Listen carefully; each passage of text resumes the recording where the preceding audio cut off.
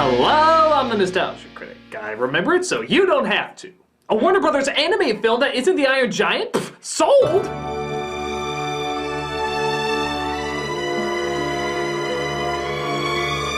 I honestly think from day one I've been getting requests to review this movie. Well, I don't know anyone that sees the 1994 adaptation of Swan Lake as the worst thing ever. It does carry this awkwardness that just enough people saw to make 4 more direct-to-DVD awkwardnesses. It also helps that the movie at the time was very well advertised. Every other kids show had a commercial for this playing in between. But also keep in mind that at the time, the only animation studio making any kind of profit back then was Disney. And just the same way Disney re-released The Little Mermaid for a limited time when Anastasia posed a threat. Guess what movie, only 5 months after its premiere, they decided to re-release on the exact same day? Go! Highest grossing movie Disney's ever made at the time! What lousy luck! What are the chances we just happened to re-release this film on the exact same weekend? The company's a monster. But after it went to video, kids were still kinda curious whether or not there was anything worth watching in it. The answer? Well, let's take a look for ourselves. This is the long-requested Swan Princess. The film opens up once upon every fairy tale backwash as an old king awaits the birth of his first child. He was growing old and had no child to inherit the throne. Then, happily, a daughter was born, and she was given the name Odette. Here's to the assumption that her mother died in birth! Yay! Many come from across the land to visit the newborn 3-year-old, and the king forms a plan with a queen from another kingdom to play matchmaker with their kids. But an evil sorcerer named Rothbart, whose name is so strange I need more time to think of a proper joke for it, apparently has other plans. For he was preparing to take William's kingdom by means of the forbidden arts. Through the evil leprechaun magic of pink hearts, yellow moons, green clovers, and blue diamonds. They're magically diabolical.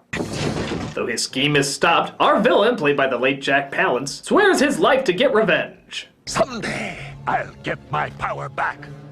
And when I do, everything you love will be mine. You were my #1 guy!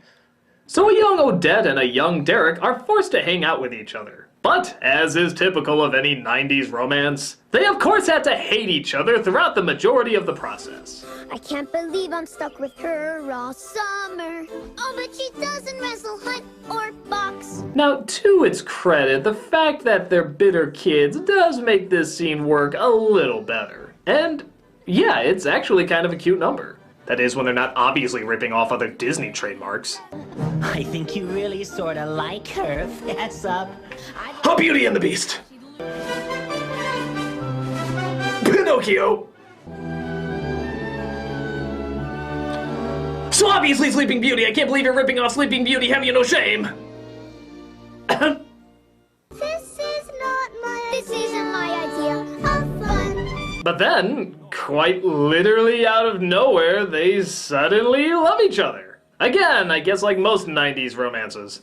She started out as such an ugly duckling, and somehow suddenly became a swan. Oh, now isn't that a charming lesson? Years of hate and abuse are fine in a relationship as long as your sexual urges deem your partner a sweet piece of ass. Hey, it worked in Meg Ryan films and she turned out just fine. Don't do what they do in Meg Ryan films. Arrange the marriage. Arrange the marriage? They've been arranging it practically since you were a sperm! Wait. What? You're all I ever wanted. You're beautiful. But what else? What else? What else is there? Wait, I know this one. I can put my dick in you. You're sizzling arm candy. You're a means to my incredibly shallow end. We tried, Huberta. No one can say we didn't try. All of these years of planning. Wasted! Yes, the parents should be very upset that a couple who hated each other yet were forced to be together still end up hating each other. Clearly, this is all the children's fault. You must see something other than Odette's beauty. Oh, of course I do, Rogers. She's like, you know. How about... And then... I mean, right? Look, she makes my hose jump, okay? It's the Middle Ages. Love is like an appetizer. It's good to start off with, but not essential. But little do they know that Rothbart, God, it's like the sound you make when you hiccup and belch, Rothbart, turns into an evil animal and takes Odette away. Derek arrives on the scene. Who did this? A great animal. It's not what it seems. It's not what it seems. We're not Disney. No matter how hard we try to make it look, we'll never be Disney. Where is Odette? Odette is Odette. Well, I know she's Odette, but that doesn't answer my question. Gone. Odette! I will forever miss your beauty and nothing else! So we discover that the evil Rothbart sounds like a gay porno with the lead singer of Van Halen, has kidnapped Odette and has whisked her away to the horrible, devastating, prettiest evil lair banishment can buy. Why the fuck does he want the King's Land? He's living in a resort by Thomas Kincaid. Now don't let my little spell make you sad, Odette. It doesn't even last the whole day. So he turns her into a swan, but apparently the moonlight only on the lake can change her back to normal. He also reveals that the confession of one's true love is the only thing that'll stop the transformation. What I really want is your father's kingdom. Take it then. You have enough power. Once you steal something, you spend your whole life fighting to keep it. If I marry the only heir to the throne, we'll rule your father's kingdom together. Never. Where are you going? As soon as moonlight leaves the lake, you'll turn back into a swan.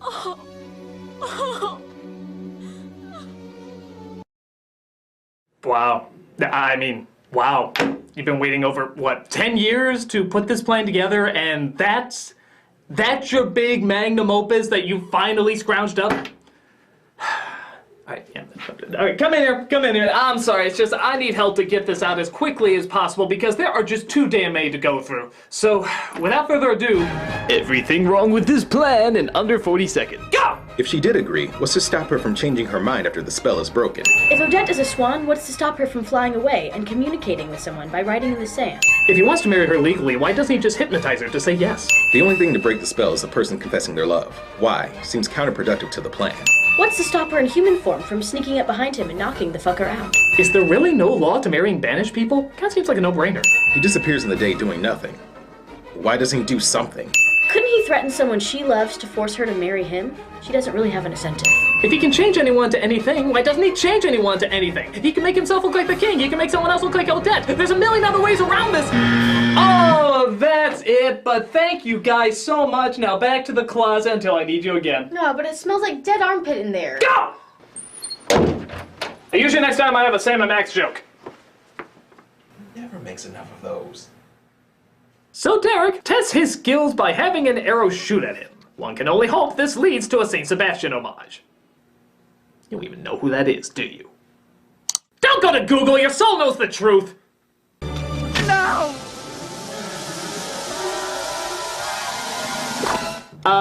Yeah, can we get the judge's take on that?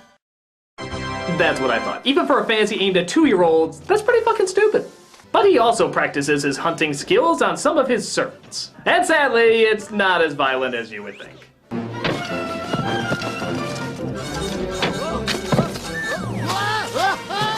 5 episodes of Animaniacs were given up to bring you this. Now we'll never see the episode where Pinky and the Brain kiss. Lord Rogers, I must object. We are musicians. We are a band, and not a band of animals. This masquerade is more than I can bear. Is this really warranting of a song? Do these characters we've never seen before and won't see again demand a musical interpretation of their emotional struggle? Well, something you'll discover is, remember how even though it was kind of corny, the child characters were actually pretty distinct, memorable, and even surprisingly enjoyable? Well, that was before they remembered, oh yeah, we're Diet Disney. Anything that was different and unique has to be tossed out for 1 calorie of the enjoyment. Because of this, Odette and Derek have little to no personality from this point on. Yeah, see how expressive they are? See how funny they are? See how different from every other animated film out at the time they seem to be? Chuck it! Now watching our characters is like seeing an unsalted cracker propose to a sheet of sandpaper. Nothing stands out about them at all, and that somehow is supposed to make you care about them. So, to make up for how incredibly boring they are, they give all the colorful songs to hastily rush comic relief that serve little to no purpose in the story. Like the Coach Servant song. Girls would walk or run or even crawl. The women we know aren't gonna marry Derek, so there's no purpose to them at all song. Princesses on parade. And of course a song so desperate to be popular they named it after a dying 90s t-shirt franchise. No fear. Our backs are to the wall. No fear. Not that I'm complaining. Keep it alive, people. Keep it alive. That last song, by the way, is sung by Diet Disney Comic Relief as well. One is a frog voiced by John Cleese doing a god-awful Lumiere impression. Ha! What a love dance. I don't want these flowers. I must have those. I don't know. I like his other French take better. I fart in your general direction. Your mother was a hamster and your father smelt of elderberries. Now go away or I shall taunt you a second time. And an upbeat old turtle voiced by... Why don't you just give her these flowers? These are pretty. Oh god, shit, are you serious? Stephen Wright? Friends call me Speed. Ready for action, sir. Hey, better. Have a nice flight. Okay, you dumbasses that put a Brit as a Frenchman. I'm not against this guy as an actor at all. Far from it. I'm sure he can be great. But you have to put a fitting voice with a fitting character. The turtle is usually smiling, always getting involved, and feels a constant need to help people. Would you choose this guy for that? She said if you could know how and when you were gonna die, would you want to know? I said no. She said forget it then. He's the only actor who can completely not try for a role and you would never know the difference. Unless your character is called Depressy Duck or Suicidal Salamander, it's not gonna work! I can only kiss the man I love. And then he must make a vow of everlasting love. I know. and prove it to the world. Prove it to the world? Wow, that's a pretty egotistical spell you got there. Don't a lot of Hollywood couples try that and it doesn't usually turn out very good for them?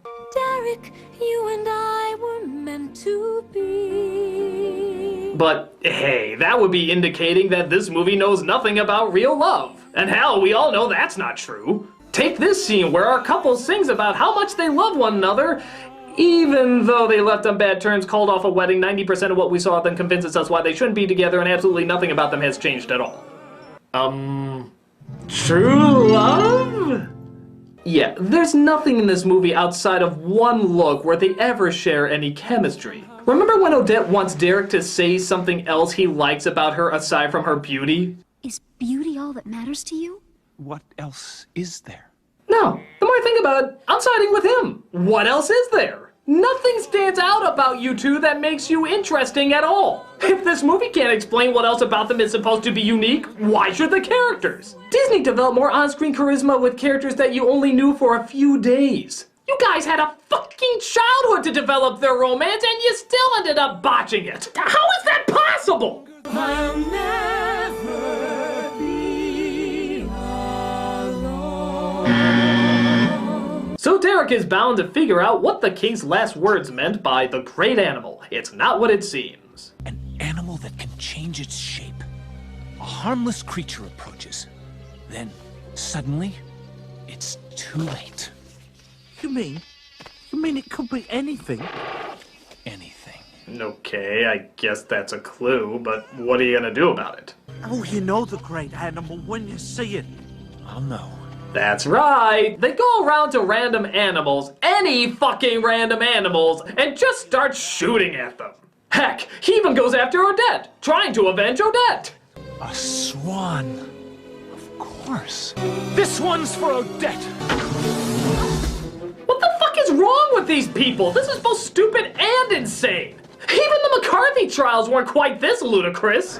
Mr. Rooster, are you the great animal? No. Yes, you are. Miss Kitty, are you the great animal? Yes? Nice try. Mr. Mole, are you the great animal? Animal always great. Wrong answer. Mr. Worm, are you the great animal? Well, my friends always call me great. Whatever, take this. Huh, it'll take more than that ought to do it. I mean, do they have any brain cells in them? Any logical thinking? I mean, it makes no fucking sense. Anyone could be the great animal. I could be the great animal. It's you, you fucking maniac! Hey, put the safety on that thing! I'm sorry, we gotta take a break. We'll be right back. You're just looking for an excuse to shoot things! You're like the NRA! Ah!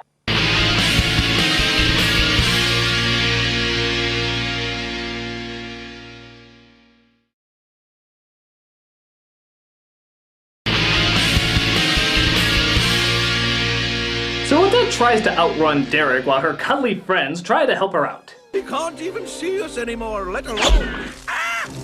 Stayed up, Carl. The always popular smoke from arrow makes beard gag. Classic? But she leads him into the pond where she shows her true colors. No one believed me, but I knew. You can't stay. Can't stay? No, I'll never let you out of my sight again. You're just so beautiful and nothing else. There must be some way to break the spell. You must make a vow of everlasting love. You must prove it to the world. The ball. Tomorrow night, before the whole world, I will make a vow of everlasting love.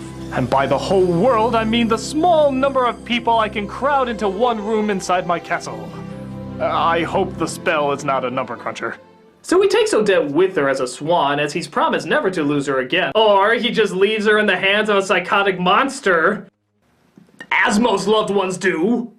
But it turns out our villain has heard the whole thing. Come to the ball. I will make a vow. Thought you could fool Rothbart. Did you? Why can't you just get Stockholm Syndrome like everyone else I brought here? I had the turtle ready to marry me in a week. So he develops a new plan. Now he's gonna change his helper into Odette and have her go in her place, which was, what, plan number 5 we discussed earlier? And he announces this, of course, in song. Up till now, I've pulled my punches. I intend to eat their lunches. My God, there's nothing more terrifying than a tap-dancing sorcerer who plans on eating people's lunches. This diabolical baddie has entered the realms of rude. Rude! Bad guy, I was born to be.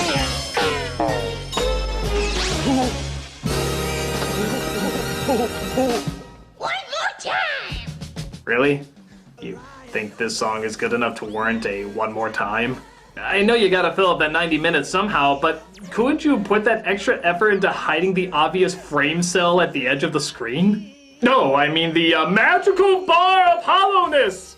That seems to make an appearance quite a bit in this movie, actually. You know, this film's empty enough without uncompleted backgrounds. So while the queen prepares the ball to match up Derek with another princess, Derek prepares to use the ball as a chance to confess his love. But everything, apparently, needs to be quite specific. I don't want red roses.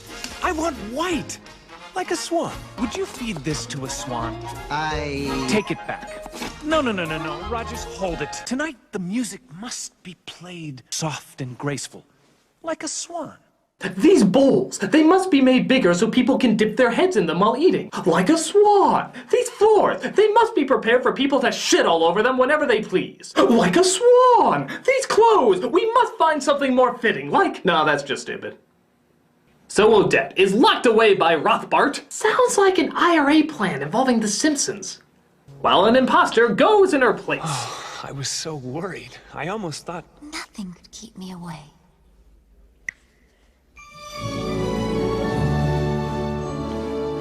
Little Mermaid, you unoriginal fucktard bastards who couldn't come up with an original idea if everybody on the earth was dead and there was nobody around to steal ideas from for the rest of your days. Allergies. Rogers, who is it? Do you know her? I don't know. Come now, Rogers. I know he confides in you. Wait a minute. Why don't they recognize her? Is Odette really so bland that watching her grow up throughout her entire childhood honestly left no impact on them whatsoever? God, she really is beautiful and nothing else. Go! So Odette's friends help her escape by fighting the ripped-off designs from All Dogs Go to Heaven. Big-lipped alligator stealing! but arrives at the castle just a moment too late. I make a vow of everlasting love. Derek! To Odette. Oh no! Instead of confessing his love to Odette, he confessed his love to Odette! Wait, this makes no sense. He still said Odette, but nothing in the spell said she had to be in the same room. It's not like he said, I confess my love to this person on my left. He clearly said Odette. You know, this is really why spells need to be looked over by lawyers first. I greet you with Cheeto lightning. You should have left her to me. Now, Odette will die. Odette! Wait, why will Odette die? Okay, even if she did, doesn't he still need to marry her? Was that the whole idea behind the plan to begin with? How is he gonna rule the land if he still has no position? Look, I know I shouldn't nitpick in a fairy tale because it's a fairy tale and that's just stupid, but half the dialogue in this is about how the ownership of this kingdom works. He was sad, for he had no child to inherit the throne. We'll join our lands if this arrangement clicks. If I marry the only heir, we'll rule your father's kingdom together, legally. I'm only putting so much damn focus on it because they put so much damn focus on it. Fuck these guys, the politics of Game of Thrones is easier to follow than this. I love you, Derek. Odette. I can't lose your beauty and nothing else. Odette. I made the vow for her. Do you hear? I make my Napoleon Dynamite face in your honor. Idiot! Don't let her die. Only if you defeat me.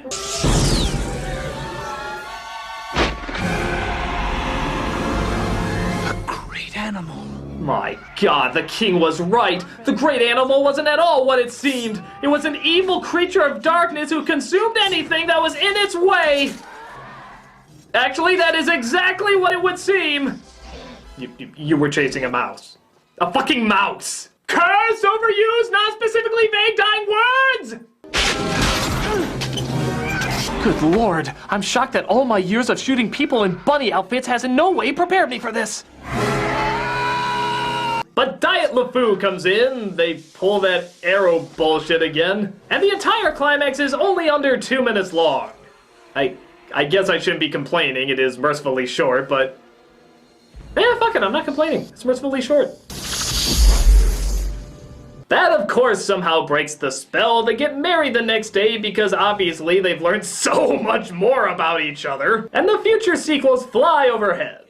The prince wants a fighting air force, and it's my job to get you birds in shape. Now, which one of you will be hand-drawn straight to DVD, and which one of you will be computer-generated straight to DVD? Well, I'm ready, Odette. Voila! I've got some schmoozing to do.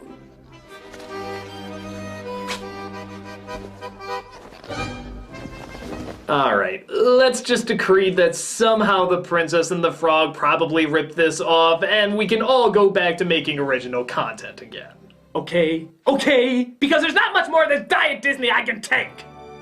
This film feels like the movie that Enchanted was satirizing in the first third. It doesn't feel like someone wanted to tell a story out of passion. It feels like it was told because someone else was making money with this other formula, and now they're gonna try that formula. The leads are a bore, the comedy's weak, the animation is much better at being wild and energized rather than soothing and romantic. But even then, a lot of the timing and characters are so poorly executed that even that doesn't hold much water. The only thing close to enjoyable is that opening number. Heck, if the movie was just about these kids growing up, I think we might have had a stronger movie. But as is, it's phoned in, unimaginative, and just a dull waste. I can tell you right now, that is the last time I ever subject myself to Diet Disney. I'm the Nostalgia Critic, I remember it, so you don't have to.